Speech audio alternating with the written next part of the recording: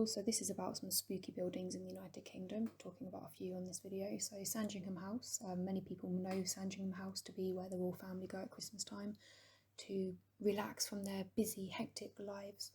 But for the staff, it is not so relaxing, not just because they're waiting on the royal family, but because of ghostly sightings. Now, just for information, Sanjingham House is also open to the public throughout the year.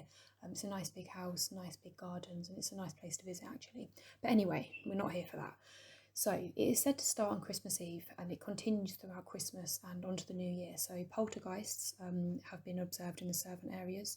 So creepy footsteps, doors that close by themselves, and lights that flicker. There have been reports that that Christmas cards have been moved around, and there's very heavy breathing from empty rooms. Over the years, it has been said that staff have refused to enter certain rooms. It's believed that it may be the ghosts of King George V and King George VI. Now, 50 Berkeley Square.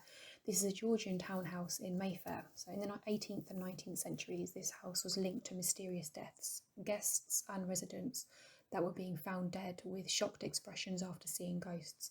So in 1887, it's been reported on Christmas Eve, two sailors, Blunden and Martin, were in London on leave and came across 50 Berkeley Square where they were able to lodge, so they did.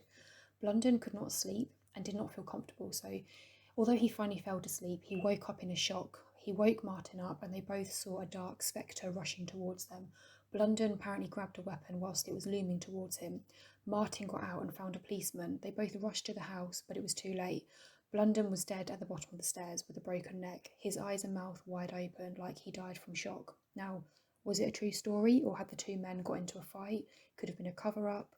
We don't know, but in the past there have been ghostly sightings, and this sort of thing's happened before, according to stories, so, could be ghosts. Now, the next one is Chillingham Castle. It's not just the name, there really has been ghostly sightings and activities here. The main one being called the Radiant Boy. He's often seen in what's called the Pink Room.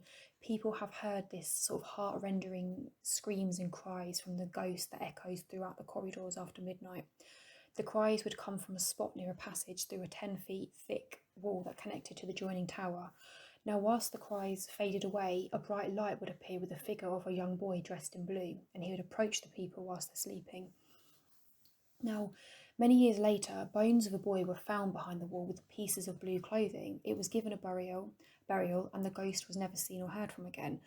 But when the room was let out again, guests were complaining that there was this blue flash of light coming out of a wall during the night. It was claimed it must be an electrical fault, but as there is no wiring in the wall, it has then been said, obviously it's got to be some sort of supernatural activity. So the next ghost, said to roam the same castle, is the spirit of Lady Berkeley. Her husband had run from her with her sister, Lady Henrietta, so she was left abandoned at the castle with their baby daughter. People say they have heard a rustling sound, which people believe is the sound of her dress dragging on the corridor floor with a cold air following. Now, the next one is Newton Castle, a 2,000-year-old house which in 1843 played a part in the Rebecca riots when occupied by Colonel George Rice. The riots happened when Welsh farmers were unfairly taxed. He received death threats. He is said to have died there, as his grave is there, but there are no records of how. So in 1974, squatters took over the residence and burglars stole all the antiques, so it's pretty much left abandoned, really.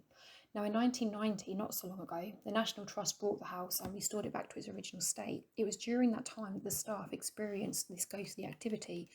The mostly one is the Lady in White, believed to be Lady Eleanor Cavendish, who was a cousin of the lady of the house. Now, the reason for her being there was because she refused the man who her parents had suited her with.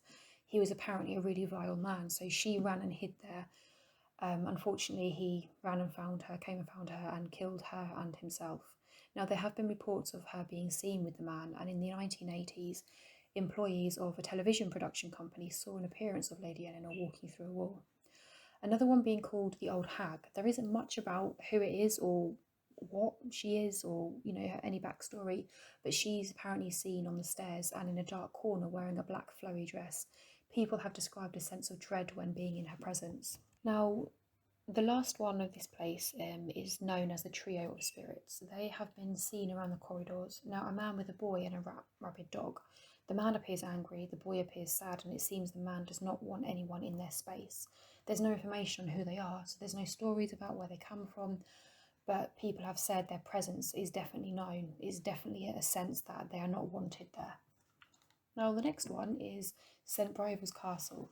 Now this castle has many different ghost stories, one being of a crying baby. A corpse of a baby was actually found wrapped up in the rafters whilst renovations were being done, which would go along with the story why people have heard a baby crying. Now there have been reports of strange sounds like marbles dropping and humming and scuttling sounds, along with a dark figure standing in the doorway, with reports of people saying that they felt like they've been forcefully pushed. Now, other goings on have been furniture moving, voices, footsteps, growling, and hands grabbing people. Now, figures standing in the doorways is another one that are trying to block people wanting to leave certain areas. People have been reported being touched and indentations in their bed like somebody is sitting next to them. Some reports of tugging on beds and being woken up by a woman screaming. Now, people have also reported of a lightheadedness and the feeling of strangulation in certain rooms, and rustling and smells and all kinds of things. So these are very, very creepy things and places that I personally would avoid. Now, I don't know if anybody's been to any of these places. It would be really interesting to know. I did want to add on a ghost story of my own, which is why I absolutely believe 100% there are ghosts. Me and my dad were travelling back one time from my nan's house, and we were just travelling along a little village road in the dark. It was around 10 o'clock at night in the winter. Now, one side there were these old houses, the other side there were these bushes. All of a sudden, this girl ran out onto the road dressed in Victorian clothing. Her hair was like a blonde sort of curly type hair, shoulder length. She wasn't looking at us, thankfully. That would have scared the life out of me. She just running barefoot in this lovely petticoat. There was a glow to her, which I never believe when people say that, but I'm not joking. She had this glow surrounding her.